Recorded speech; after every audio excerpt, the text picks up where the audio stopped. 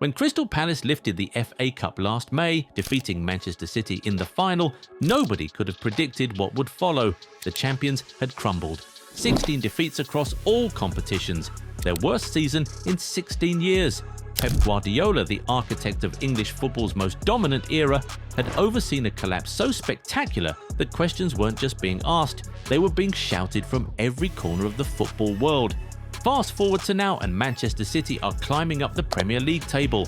Erling Haaland is terrorizing defences like never before, rewriting record books with frightening regularity.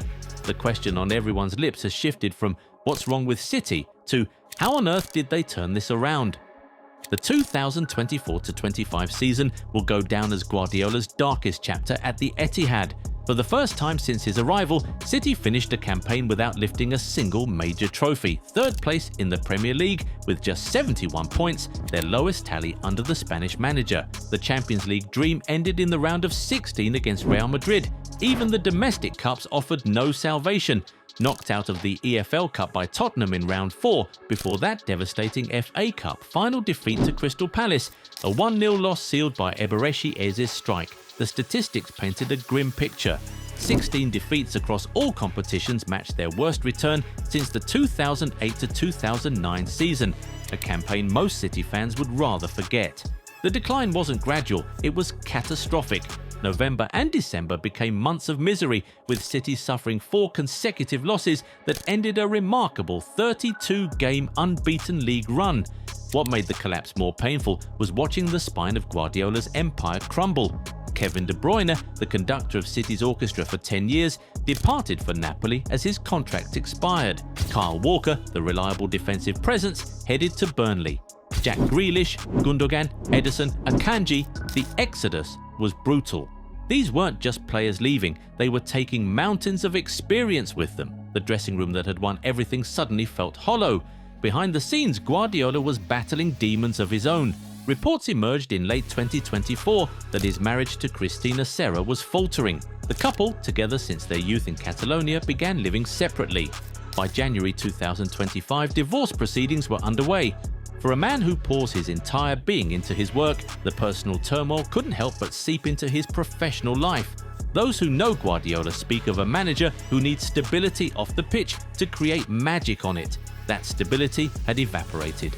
The summer of 2025 demanded radical surgery, and City didn't shy away. £350 million flooded out of the club as Guardiola and director of football Cheeky Begiristain went shopping. 10 new faces arrived: Ryan Ait-Nouri to solve the left-back crisis, Tijani Reinders to replenish the midfield, and Ryan Cherki to inject creativity. Gianluigi Donnarumma also came in to replace Ederson. The overhaul was complete, but optimism was scarce. Liverpool had spent a record £450 million themselves and looked unstoppable. Arsenal had also done major business to challenge. City? They were an afterthought in most pre-season predictions. When the new campaign kicked off, those doubts seemed justified. A 4-0 thrashing of Wolves on opening day provided false hope. Then, reality bit hard. Tottenham arrived at the Etihad and left with a 2-0 victory. Lewis struggled at right back, and suddenly the decision not to replace Kyle Walker looked catastrophic. 7 days later, Brighton dealt City another blow, coming from behind to win 2-1 at the Amex Stadium despite Haaland's early strike. 2 defeats in their first 3 games left City trailing Manchester United in the table heading into the September derby. The pressure was suffocating. Guardiola faced questions about whether his methods had become stale, whether the game had moved past him. Ruben Amorim's United, despite their own struggles, were somehow above their neighbours. The media had a field day. Yet on that rainy afternoon, City dismantled United 3-0 with a performance that hinted at resurrection. Phil Foden ended his 8-month Premier League goal drought with a towering header from Jeremy Doku's cross, his 7th goal against United. Then came the Haaland show. The Norwegian's chipped finish over Altay Bayindir, followed by a composed strike after Harry Maguire's howler, took him to his 8th Manchester derby goal in just 9 appearances. The victory lifted City above United. Debutant Donnarumma produced a world-class save from Brian Mbomo's volley, announcing himself with authority. 4 days later, Haaland struck again against Napoli in the Champions League opener, reaching 50 goals in the competition in just 49 matches, the fastest ever. Kevin De Bruyne watched from the opposite dugout as his former side won 2-0. That emotional night at the Etihad felt symbolic. The momentum built. A 1-1 draw at Arsenal, with Haaland's early strike earning a point despite Gabriel Martinelli's late equaliser.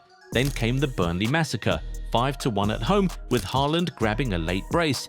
Rico Lewis marked his 100th senior appearance as City climbed to 7th, 5 points behind Liverpool.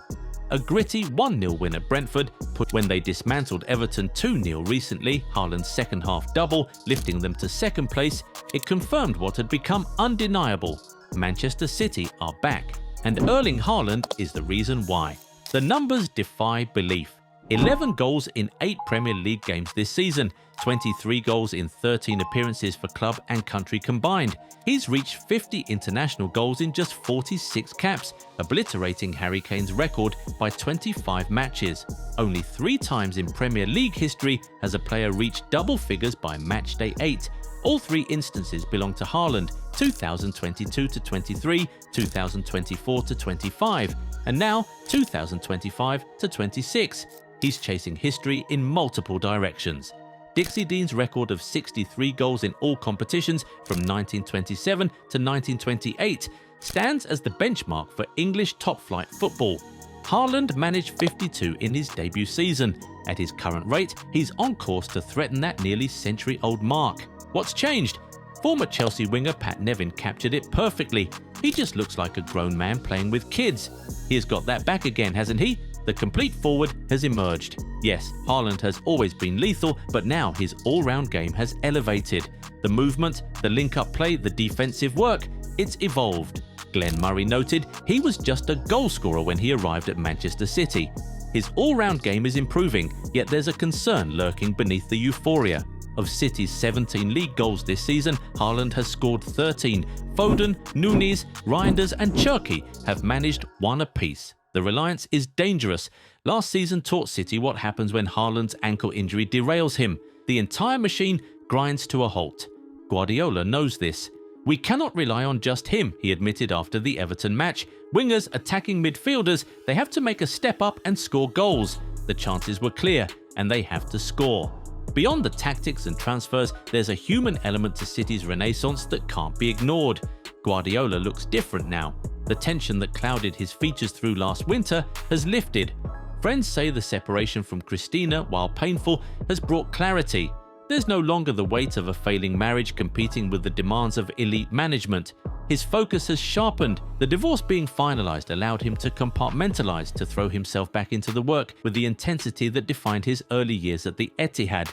It's impossible to quantify what that psychological relief has meant to his team, but the transformation coincides too neatly with City's resurgence to be mere coincidence. Great managers need clear minds, and Guardiola appears to have found his again. Liverpool and Arsenal remain favourites, but City have proven something crucial over these past 6 weeks. They're not done. The champions who looked dead and buried in September have clawed their way back to relevance. Top 3 with very few points between them and the other 2.